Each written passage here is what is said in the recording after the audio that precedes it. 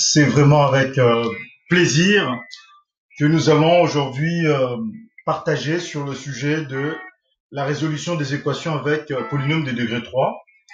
Donc nous allons voir que dans cette résolution, c'est la forme factorisée qu'il faut privilégier ici. Donc l'idée de trouver un facteur commun ou passer par une identité remarquable si possible. Donc on va chercher des racines évidentes, s'il y en a. S'il n'y en a pas, passer par une étude de fonction, c'est-à-dire mettre en place un tableau de variation et mettre en évidence les racines éventuelles par les biais du théorème des valeurs intermédiaires et d'autres méthodes telles que la méthode de dichotomie.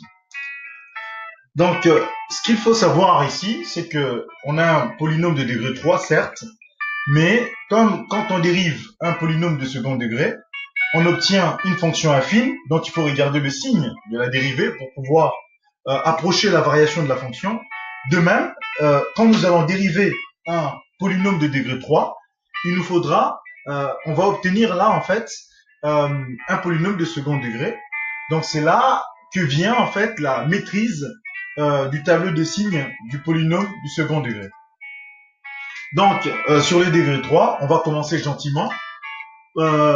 Simplement par tenter ici, par exemple, de résoudre une identité remarquable simple ici, qui sera peut-être pas évident pour tout le monde. Résoudre ici donc l'équation x cube moins 3x carré plus 3x moins 1 égale 0. Voilà, donc vous pouvez faire pause, ensuite poursuivre. Mais ici, il s'agissait de remarquer que a plus b au cube, c'est égal à a cube plus 3a carré b plus 3ab carré plus b cube. Donc, ayant cette égalité, nous pouvons la décliner sous d'autres formes. Par exemple, a moins b au cube. Il suffit simplement de bien constater ici que là, j'ai plus moins b, ce qui donne moins b. Donc, injecter à chaque fois moins b et pouvoir obtenir ici ce que nous recherchons. C'est dans cette perspective que nous pouvons soutenir que x cube moins 3x carré plus 3x moins 1 égale à moins 1 x moins 1 entre parenthèses au cube. Voilà. Donc complément sur ces identités remarquables, c'est simplement vous inviter ici à ne pas perdre de vue le lien entre la somme des suites géométriques et ce que nous venons de voir aujourd'hui, donc avec les polynômes de degré 3, constatez que 1 moins b, facteur de 1 plus b carré égale à 1 moins x, plutôt moins b au cube. Et vous vous souvenez de l'identité remarquable, enfin, la somme des suites géométriques qui disait que 1 plus q carré, c'est 1 moins q, puissance n plus 1, donc puissance 2 plus 1, donc puissance 3, sur 1 moins q. Bien vous souvenir de ça. Et dans certains sujets, cela peut apparaître avec 1 moins x, facteur de 1 plus x carré égale à 1 moins x cube. Pensez-y vraiment que ce lien soit dans votre mémoire vive. Donc quelques rappels ici sur les fonctions, en particulier le second degré. Donc simplement constater que je peux factoriser via GeoGebra. En partant en fait sur la partie GeoGebra ici, vous allez dans GeoGebra, affichage, calcul formel, hein, par exemple, factoriser. Et là, vous renseignez par exemple votre polynôme ici. Voilà, vous avez ce polynôme-là qu'on veut ici factoriser. Et voilà, vous faites entrer, vous avez la forme factorisée à ce niveau-là. Donc, ça se fait, hein, c'est pas extraordinaire. Oui, donc c'est ce que nous expliquions tantôt. Donc, saisie, factorisé, vous saisissez et après vous avez la forme factorisée via GeoGebra. Pour résoudre ici par exemple ce trinôme du second degré, vous avez plusieurs méthodes possibles. Vous pouvez utiliser la formule qui vise la forme canonique, la formule classique que ax carré moins bx moins 1 égale 0 et de la forme ax carré plus bx plus c avec a valant 2, b valant moins 2 et c valant moins 1. Voilà. Et ici, dire que la forme canonique, c'est f de x égale à a facteur de x moins alpha au carré plus bêta. avec alpha égale à moins b sur 2a et bêta égale à f de alpha. Vient donc ici l'injection dans les calculs, nous injectons ici et nous trouvons la valeur de alpha.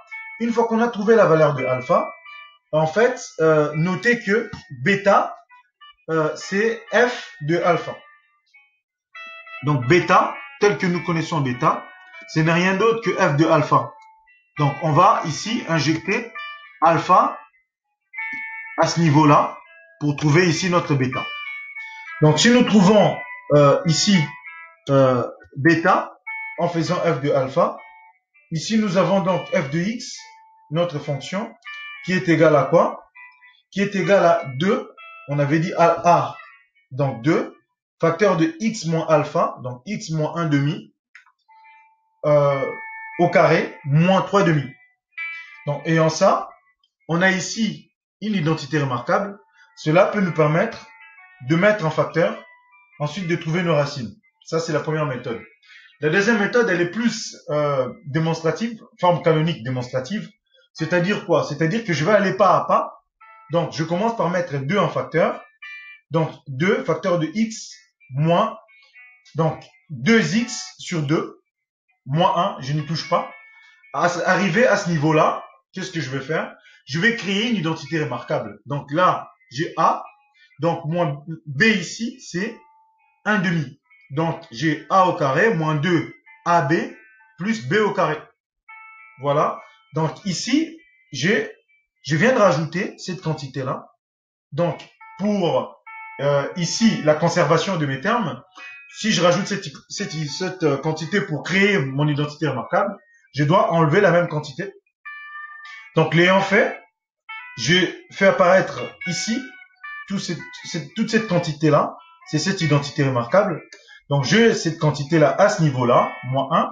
Je vais sortir cette quantité de ma parenthèse. Donc, ça fait moins 1 demi au carré fois le 2 qui est là. Donc, ce qui va me donner moins 1 demi, moins 1. Et là, j'obtiens clairement la forme que j'avais tantôt.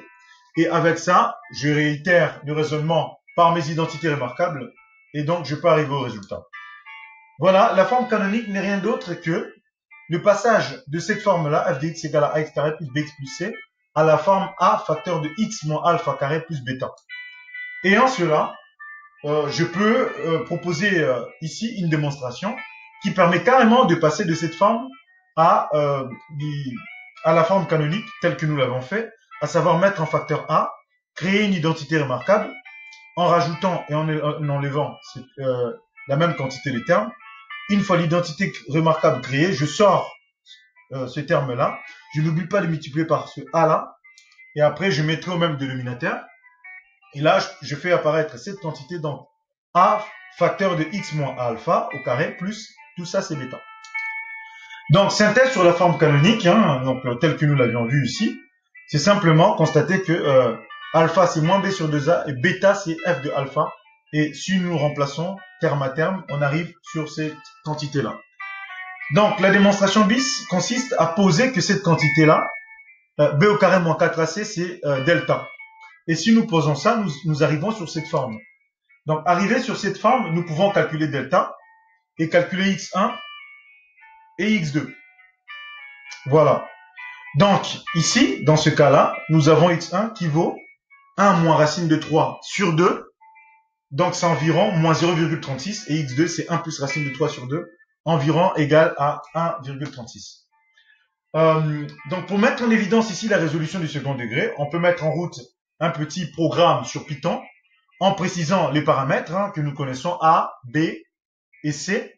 Ce sont des quantités réelles. Donc, sur Python, on les appelle des flottants pour dire réels. Donc, ici, c'est des floats. Voilà.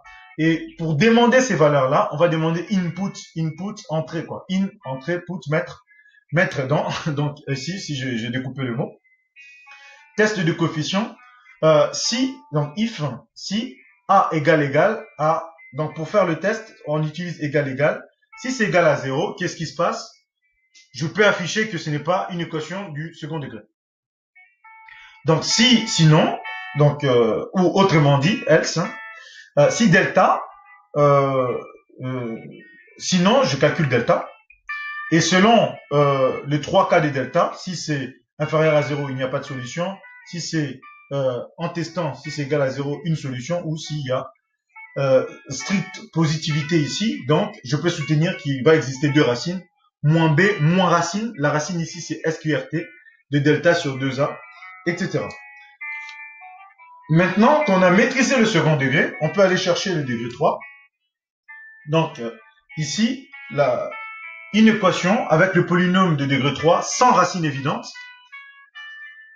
Un exemple pour fixer les idées, il s'agit simplement de résoudre 2 sur 3, donc 2 tiers x cube, moins x carré, moins x, moins 1 égale 0. Que faire? La question se pose. Il s'agit simplement ici de tester ou de rechercher une solution évidente. Via par exemple ma calculatrice et regarder ce qui se passe. Donc je viens dans ma calculatrice, je renseigne en tapant f de x, je renseigne ici 2 tiers x cube moins x carré moins x moins 1. Donc je vais aller par exemple dans graphe pour voir ce qui se passe. Regardez ce que j'observe. J'observe que ça s'annule ici, mais c'est pas une racine évidente, hein, c'est compris entre 2 et 3. Donc je vais aller dans table, pour affiner un petit peu ce que j'observe. Je constate tout à fait ça. Donc f de 2, c'est moins 1,667, c'est strictement inférieur à 0. Et f de 3, c'est 5, c'est strictement supérieur à 0. Donc il y a bel et bien une nullité d'une manière ou d'une autre. Donc, pour procéder méthodiquement ici, je vais faire une étude de fonction et mettre en évidence un tableau de variation, mettre en place un tableau de variation où je mettrai en évidence mes racines. Oui, mais quelles sont les étapes exactement? Donc, sur les étapes, pensez simplement ici à passer par la dérivée. Un petit rappel sur les dérivées. Je vous propose le tableau ici. Donc, vous avez le tableau de dérivée. Vous savez que la dérivée d'une constante, c'est nul. La dérivée de x, c'est 1. La dérivée de x au carré, c'est 2x. La dérivée de x cube, c'est 3x au carré. La dérivée de x puissance n, c'est n, x puissance n moins 1. La dérivée de 1 sur x, c'est moins 1 sur x au carré. Au passage, 1 sur x, en fait, c'est x puissance moins 1. Donc, ça fait moins 1, facteur de x moins 1, donc moins x puissance moins 2, donc moins 1 sur x2. Je pouvais aussi, ici, utiliser racine de x, donc qui fait x puissance 1 demi. Donc x puissance 1 demi, ça fait donc 1 demi x puissance 1 demi moins 1, donc ça fait 1 sur 2 racine de x. Pour revenir ici donc à la quantité qui nous intéresse ici, donc je vais dériver pas à pas, donc j'ai 2 tiers, donc c'est le coefficient qui est devant, je n'y touche pas. Par contre, la dérivée de x cube, c'est 3x carré, moins, je laisse moins. La dérivée de x au carré, c'est 2x, moins, je laisse moins. La dérivée de x, c'est 1. Donc, f' de x étant égal à ça, donc la simplification ici, j'ai donc 2x carré, moins 2x, moins 1, c'est ce que nous avions tout à l'heure, hein, c'est ce qu'on a résolu pour mettre en place ici, pour renforcer en fait notre étude. Donc, je trouve delta, et je peux calculer, delta c'est, donc ici b au carré moins 4, a, c, je trouve 12, je peux calculer mes racines x1 et x2. Donc, moins b, moins racine de delta sur 2a, moins b plus racine de delta sur 2a. Quelques simplifications à opérer, et je peux trouver ici mes quantités approximativement. Établissons donc ce tableau de variation avec le signe de la dérivée, qui est un polynôme du second degré. A étant strictement positif, ici, on aura positivité entre moins l'infini et x1. Donc, nullité en x1, nullité en x2, c'est les deux racines qui annulent la dérivée. Donc, entre x1 et x2, j'ai donc la négativité, et entre x2 plus l'infini, j'ai la positivité. La variation va se déduire aisément par le signe de la dérivée. Quand la dérivée est positive ici, donc la fonction sera croissante. En cas de négativité, donc j'ai de la dérivée, donc j'ai la décroissance, et voilà, je poursuis mon étude par le même raisonnement. Ce tableau de variation permet ici donc de mettre en évidence 3 intervalles de stricte monotonie, à savoir entre moins l'infini et x1, entre x1 et x2, et entre x2 et plus l'infini. Voilà. Donc j'ai ici 3 échelles, 3 intervalles ici de stricte monotonie. À partir de là, je vais bâtir mon raisonnement. Donc, sur l'intervalle moins l'infini x1, qu'est-ce que je constate? Je constate que f est strictement croissante. Voilà. Et nous partons de x, f de x égale à moins l'infini, quand x tend vers moins l'infini. Et f de x1 égale à moins 0,8. Donc, il n'y a pas de changement de signe. Je peux donc soutenir ici qu'il n'y a aucune racine sur cet intervalle. Maintenant, je m'intéresse à cet intervalle-là, x2, x1. Il y a stricte décroissance ici. Et f de x1, c'est moins 0,8. F de x2, c'est moins 2,53. Là aussi, il n'y a pas de changement de signe. Donc, je soutiens également qu'il n'y a aucune racine sur cet intervalle. Quant à l'intervalle x2 plus l'infini, je constate qu'il y a stricte croissance. Et f de x2, à ce niveau-là, est environ égal à moins 2,53, qui est strictement négatif. Et on a vu tout à l'heure, via la calculatrice, que f de 3 est positif. Donc ici, souvenez-vous, on avait vu ici par f de 3 vaut 5, c'est positif. Donc f de 3 à ce niveau-là, je peux soutenir ici. Et donc f de 3 vaut 5, c'est strictement positif. Et la limite quand f de x tend vers plus l'infini tend vers ici donc plus l'infini, donc la positivité. Il y a donc bel et bien changement de signe. Il va donc exister ici une racine sur cet intervalle. Vient donc la question de la rédaction rigoureuse de ce que nous faisons. Alors, qu'est-ce qu'il faut dire ici sur cet intervalle? Il faut dire que sur cet intervalle-là, comment est f? Donc f est continu. Voilà, c'est une fonction qui est continue. Et f est strictement, ici donc, décroissante. Donc f continue, f strictement croissante dans ce cas-là. Donc f continue, f strictement croissante.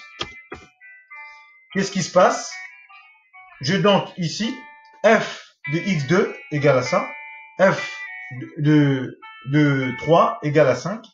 Donc il y a changement de signe. D'après le théorème des valeurs intermédiaires, il existe une unique valeur alpha compris entre 1 et 3, tel que f de alpha valent 0.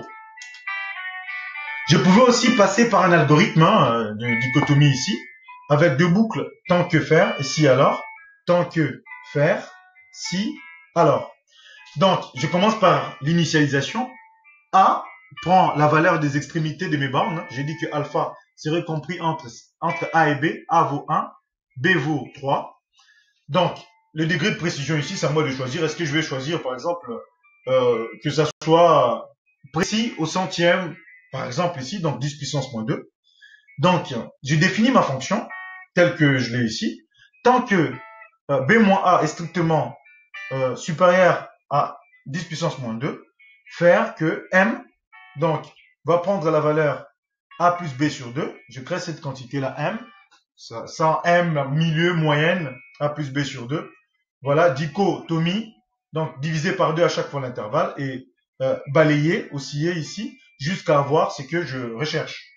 Donc ici, si donc f de A fois f de M est strictement inférieur à 0, alors B va prendre la valeur M, sinon A prend la valeur M.